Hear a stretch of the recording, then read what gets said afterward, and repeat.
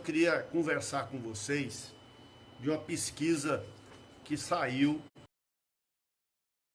Estados Unidos e eu queria chamar a sua atenção. Ela foi feita com 1.000 pessoas entre 23 e 26 de março. Agora, março, mês passado.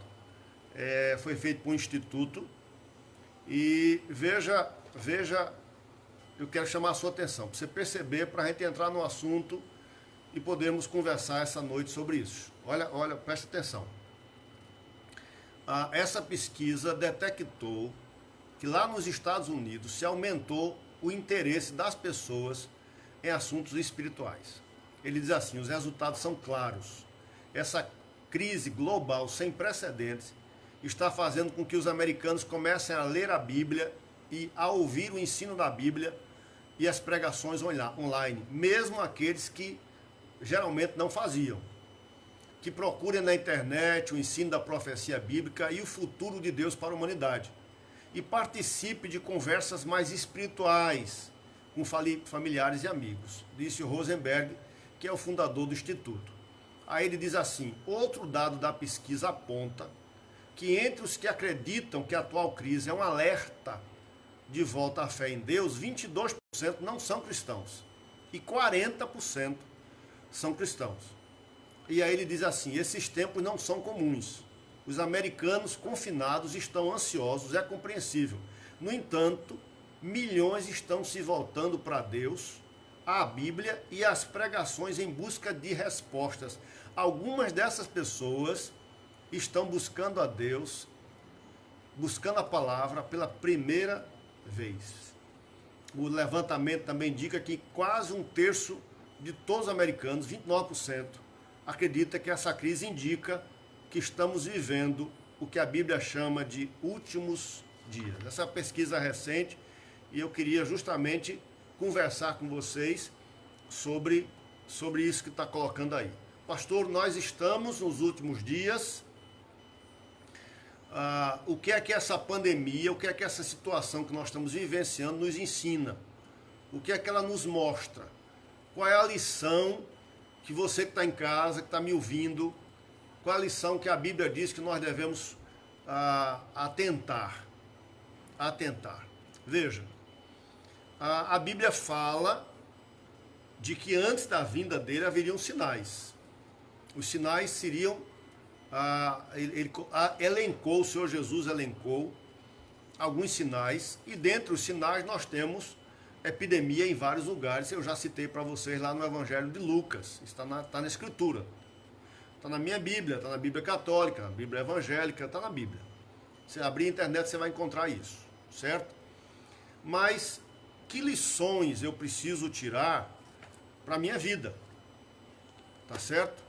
Há um texto aqui em Mateus, o Senhor Jesus falando da volta dele, Mateus 25, é o capítulo da Bíblia que nós vamos encontrar o Senhor Jesus alertando as pessoas para o modo de viverem, o estilo de vida que deveriam levar.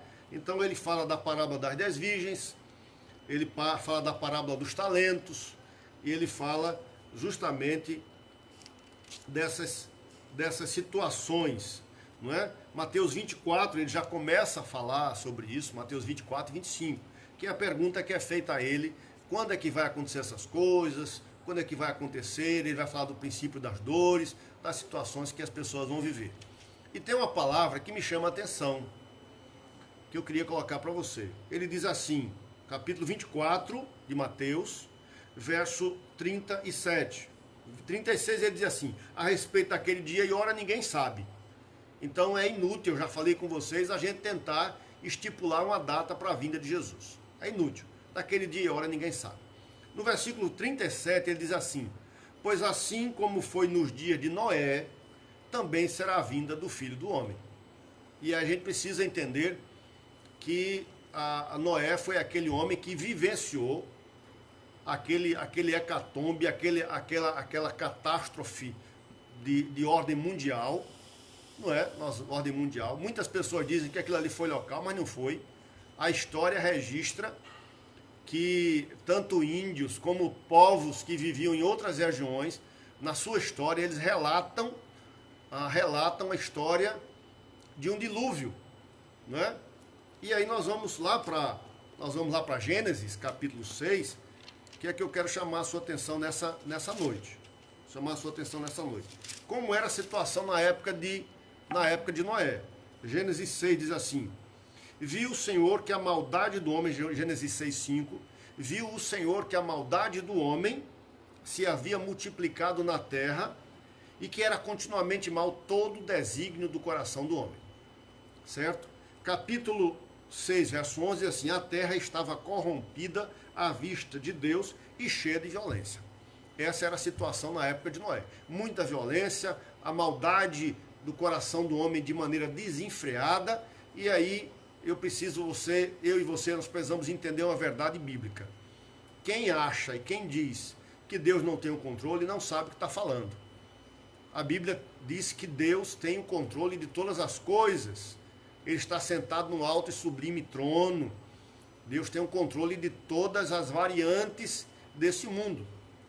Deus sabe de todas as coisas. O Deus que criou o mundo é o Deus que tem acabar esse mundo. A Bíblia diz que isso é claro. Se você olhar a palavra de Deus, você vai encontrar falando do fim dos tempos, que a Bíblia chama de dia do Senhor. Tá certo? Nós estamos vivendo épocas como a de Noé.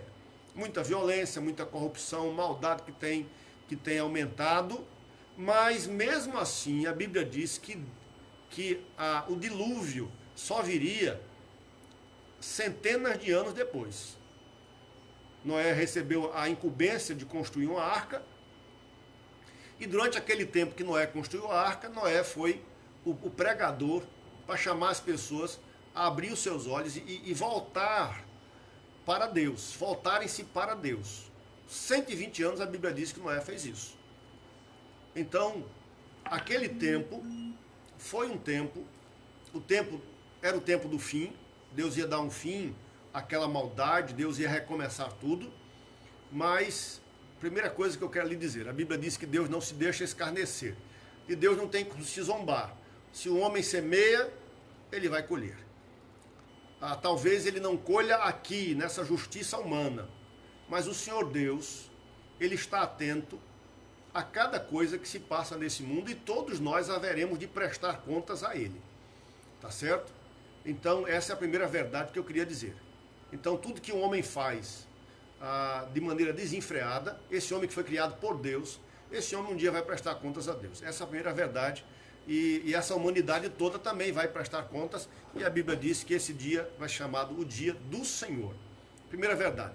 Segunda verdade, esse tempo que antecedeu o dilúvio, que é o mesmo tempo que antecede a volta do Senhor Jesus e o fim dos dias, que é o dia do juízo, esse tempo, presta atenção porque Deus quer falar contigo agora. Esse tempo é um tempo de longanimidade. Longanimidade significa paciência. Paciência longa. A Bíblia diz lá em Pedro, que na época de Pedro, já naquela época, haviam pessoas que diziam assim, pessoas que falavam, que zombavam e diziam assim: cadê a promessa da vinda? Nossos pais morreram e tudo continua do mesmo jeito. Hoje as pessoas dizem assim: o mundo morre para quem se acaba. Essa história de o mundo se acabar, essa história do tempo do meu avô. Meu avô morreu do mesmo jeito. Naquela época de Pedro já existia isso. E Pedro, inspirado por Deus, traz uma resposta. Segunda epístola de Pedro, capítulo 3. E ele diz assim, 3:4. Pessoas dizendo: onde está a promessa da sua vinda? Porque desde que os pais dormiram, todas as coisas permanecem como desde o princípio da criação. Quer dizer, não mudou nada. Verso 5, aí Pedro responde: porque deliberadamente esquecem que de longo tempo houve céus, bem como terra, a qual surgiu da água e através da água pela palavra de Deus, pelo qual veio a perecer o mundo daquele tempo afogado em água. Ora, aí o verso 7, ora, os céus que agora existem e a terra, pela mesma palavra, têm sido entesourados, guardados para fogo, estando reservados para o dia do juízo e a destruição dos homens ímpios. Verso 8, aí ele diz assim: há todavia uma coisa, amados, que não deveis esquecer, que nós não devemos, você não deve, eu não devo esquecer. Que para o Senhor um dia é como 1000 anos e 1000 anos como um dia. Não retarda o Senhor a sua promessa, como alguns a julgam demorada. Pelo contrário, ele é longânimo para convosco, não querendo que nenhum se perca, mas que todos cheguem ao arrependimento. Presta atenção. Se esse mundo não chegou ao fim, se Deus deu tempo para Noé, esse tempo aí de 120 anos, foi por conta da longanimidade, da paciência de Deus. Deus não quer que ninguém se perca. Deus não quer que ninguém pereça longe dele. Deus não quer que ninguém parta desse mundo sem ter acertado as contas com ele. Deus não quer que o fim venha com essa humanidade dando as costas a ele. Esses sinais é uma chamada de Deus. É o alto-falante de Deus. Deus está falando, dizendo assim: abram os olhos, porque essa vida é passageira. Deus está dizendo para você: atende para a sua vida. Você está na vida de escuridão, de embriaguez, de desobediência, de rebeldia, de ódio, de mágoa, de ressentimento, de desobediência, essa vida toda desmantelada. E talvez você não tenha nenhuma vida tão desmantelada assim, de bebida, de droga, mas uma vida de dar as costas para Deus, aquela vida que diz assim: a vida é minha, quem manda nessa vida sou eu. Deus está te dizendo: filho, filha, eu te criei. Eu te criei para você ficar perto de mim. Eu te criei para você estar debaixo da minha vontade. Presta atenção, Deus está aqui e nós estamos aqui. Essa é a situação normal que deveria existir. Deus em cima, mandando, e nós embaixo, obedecendo. O problema é que o homem resolveu fazer isso. Ser Deus. Resolveu viver como quis. Resolveu ser o Deus da sua própria vida e determinar na sua vida o que devia fazer. Esse tempo é o tempo para Deus dizer assim para você: abre os olhos, acorda, eu te amo, eu estou te chamando. Ele é longânimo, ele é paciente com você, ele é paciente com cada um de nós. Ele não quer que ninguém se perca, ele quer que todos cheguem ao arrependimento. Se você abrir a sua Bíblia católica, você vai encontrar esse texto, segunda epístola de Pedro, capítulo 3, verso 9, está lá escrito. Se o testemunho de Jeová abrir, vai encontrar esse mesmo texto.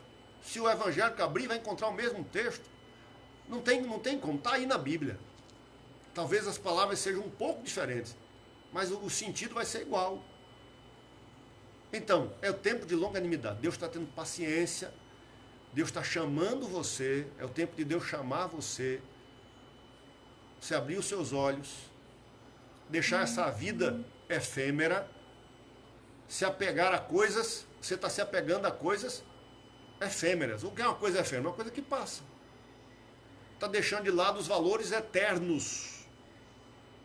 Quais são os valores eternos? Deus, a palavra de Deus, a bondade de Deus, a justiça de Deus.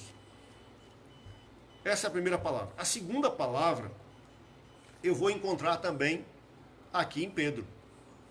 Segunda epístola de Pedro, verso de número 11. Visto que todas essas coisas hão de ser assim desfeitas, deveis ser tais como os que vivem em santo procedimento, em piedade, esperando e apressando a vinda do dia do Senhor.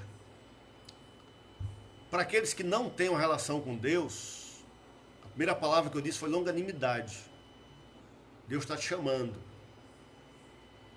Para aqueles que já fizeram aliança com Deus, a palavra de Deus nesse tempo é: desperta. Há muitos que estão dormindo. Eu preguei isso no domingo passado. Não durmamos como os demais. Há muitos que estão de maneira estática, pararam, não evangelizam, não contribuem, não fazem o bem pelos outros, não ajudam ninguém, só se preocupam com seu umbigo, não se envolvem nas atividades espirituais. Não, estão parados. Deus está te dizendo, acorda. Deus está dizendo, ó, desperta. É tempo de você esperar e apressar. Porque há a possibilidade de nós estarmos tão envolvidos com as coisas daqui que a gente desliga do céu. Acorda. Igreja, desperta. Como diz lá, nós pregamos domingo, desperta ao tu que dormes, está lá no livro de Efésios. Desperta ao tu que dormes. Nós somos chamados para fazer a diferença. Somos chamados para ser sal e luz. Essa é a palavra. Eu quero encerrar essa palavra justamente lembrando a você essas duas verdades. Primeira verdade, a longanimidade de Deus. Esse tempo é um tempo de chamada.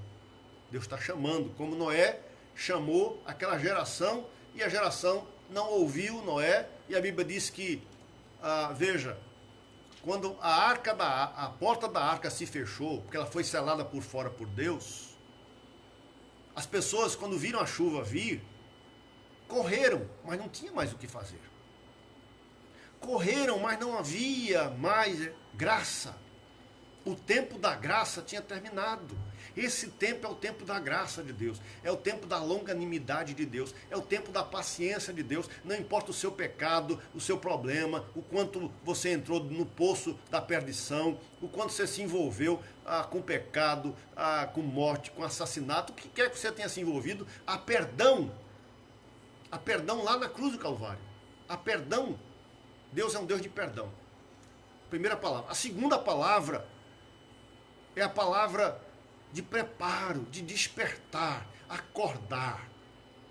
Sabe? Se você não está fazendo, está na hora de fazer. Quando voltar às atividades da igreja, você se envolver. Quando voltar às atividades, você começar a pensar nos outros. Começar a pensar nos menos afortunados. Começar a pensar naqueles que não têm o que você tem. Começar a pensar em estender o reino, em cumprir as ordens que o Senhor Jesus deixou. Isso é apressar a vinda do dia de Deus.